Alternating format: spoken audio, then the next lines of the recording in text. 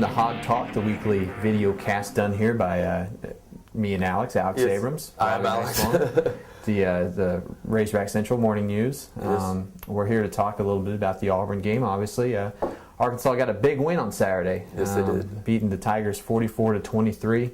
Not what I saw coming. Is it what you saw coming? Obviously. No, I mean, I know, leading up to the game, we were all talking about, hey, Auburn's offense is just going to be too much for Arkansas's defense, and actually it was the other way around. Arkansas's defense seemed to, Willie Robinson seemed to have all the right calls for the most part. I mean, you take away that third quarter where Auburn obviously scored a lot of points, but for 3 of the 4 quarters, Arkansas's defense was just shutting them down and really preventing Gus Malzahn from doing what he likes to do best. Sure, and obviously on the other side of the ball too, Arkansas's offense did have a very successful day, and I think the most important thing there was that they got the run game going. Obviously able to get 221 yards on the ground. Michael Smith finally showed up. Michael Smith finally had a big day, and I know that's something he's been waiting for and dying to get, really. So 145 yards for him. So that really helped keep Gus Malzahn's offense off the field, because you're running the ball, you're eating clock, you're having successful drives. So well, they had that 95-yard drive that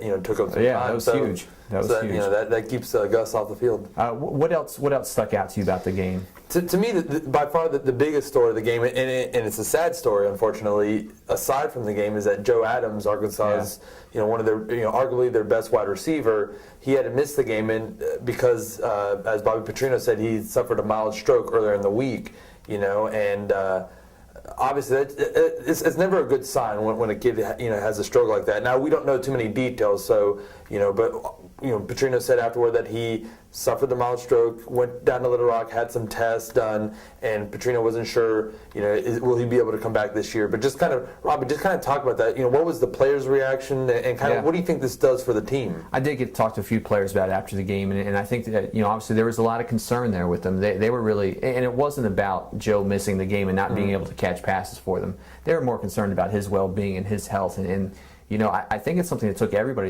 by surprise. I know it took us by surprise when Petrino said in the post-game, press conference. It was like a stroke. I mean, he's a 19-year-old. You don't hear that very often, but apparently it did happen. And, obviously what it did was it made Arkansas have to rely on some more of its weapons and really lean on their depth, and they did a good job of that. Who stuck out, I guess, filling in for guys like Joe Adams? And even they lost Jarius Wright, too, to concussion. So who really stepped up in your mind? The thing that really stood out is that DJ Williams, you'd mentioned Michael Smith. He was a guy that had really been looking for a breakout game. Well, DJ Williams, who'd been quiet for the most part, didn't have a single catch against Texas A&M. Right. He goes out there and he shows that he could be a big part of the passing game again. Greg Childs made some plays. Lucas Miller was able to get some pass interference calls and kind of catch some things. And one thing to note is that Joe Adams was at the game. He was, on the sidelines, and you'd watch him during the game, and he had a white towel up, and he was, So it looked like, he looked fine. It looked like he was,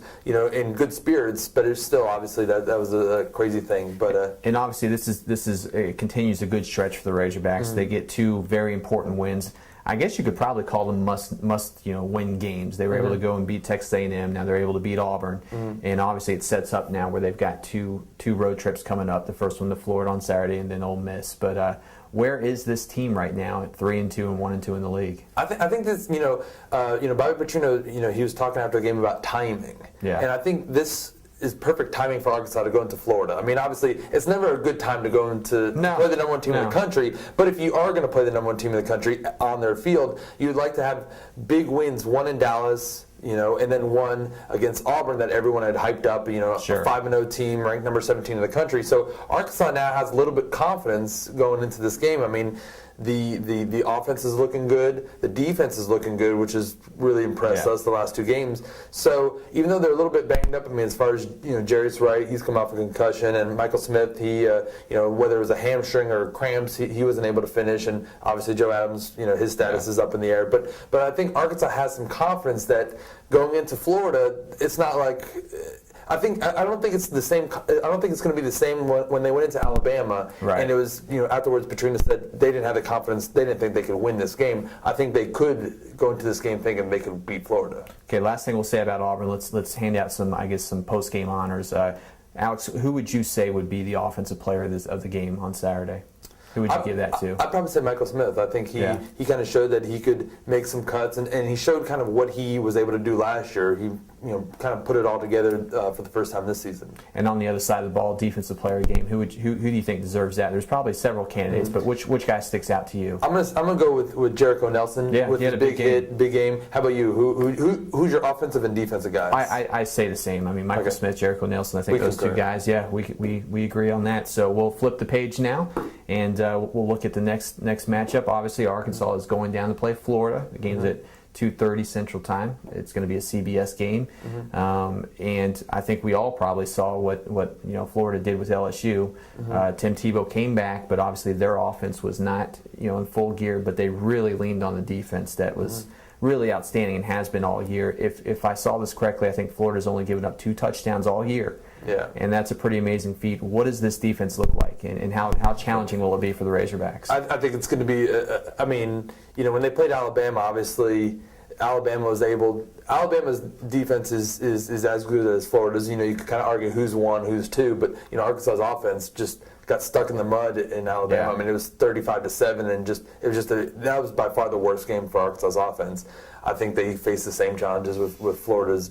With Florida's defense. I mean, you got Brandon Spikes, you got their secondary, and to the point where Urban Meyer's even saying that this is a team now that's is based around their defense. Where when you look at Florida, you've kind of you consider them an offensive team as far as with Tim Tebow, Percy Harvin's been there in the past. Obviously everything that Spurrier did. So I think it's going to be tough. I mean, what do you think what do you think they're going to have to do against Florida's defense to really get going? Well, I think the first thing they got to do is they got to block well up front. That was obviously a problem over at Alabama. Alabama's front really dominated that game. So you've got to see improvement along that front. They've got to do a better job against Florida's front 7, or else it's going to be a long day again for Ryan Mount and this crew. The second thing, they got to figure out a way to run the ball, which is not an easy thing to do against a defense like Florida. But the more success you can have on the ground, the better you're going to be. You're going to be able to sustain some drives. You're going to be able to move the ball down, and you're going to gain some confidence, and that's a big thing. So those are 2 big keys right there for me. Obviously, though, on the other side of the ball, what's going to have to happen for Arkansas's defense? What are they going to have to do to not let Florida's offense really take off and have a great game? I think the Auburn game helped Arkansas's defense in the sense that going into the game, players were talking about, hey, against Gus Malzahn's offense, where they like to use a lot of misdirection and moving around, they're going to have to be fundamentally sound. They're going to have to keep their, stay with their gaps and not just go everywhere. And I think going against Florida, they're going to have the same issues. I mean, obviously Tebow. I mean, he could run the ball, he could throw the ball, he could pitch it to somebody, he could option it. I mean, so I think they're going to have to be gap sound the same way they were against Auburn. If not, either Emmanuel Moody could break off, or Dems could break off for a long run. So I think they need to kind of be fundamentally sound and do what they did against Auburn, and hope it works against Florida. Because clearly Florida has had success running the ball, and they do have some dangerous weapons there out of the backfield. So that's going to be probably an important area. And then the more success Florida's having running the ball, the better they're going to be through the air. So that's where that could become dangerous. So.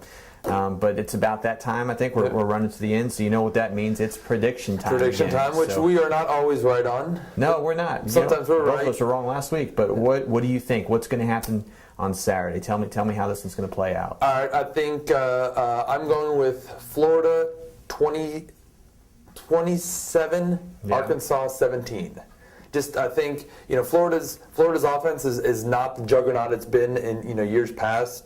Arkansas's defense, I think, will have some success against them. I think ultimately Florida will be able to get it going like last year in the fourth quarter. They were able to get it going, and I just think Arkansas's offense is going to have their hands full with Florida's defense. So I think it's going to be a close game, closer than that score even sounds. But I think ultimately Florida gets the win. Well, I think it's going to be very close, but I think that Florida will win this one in the end. I see something like a 24-21 game happening. So I think it's going to be close, and it's going to be a good one. So.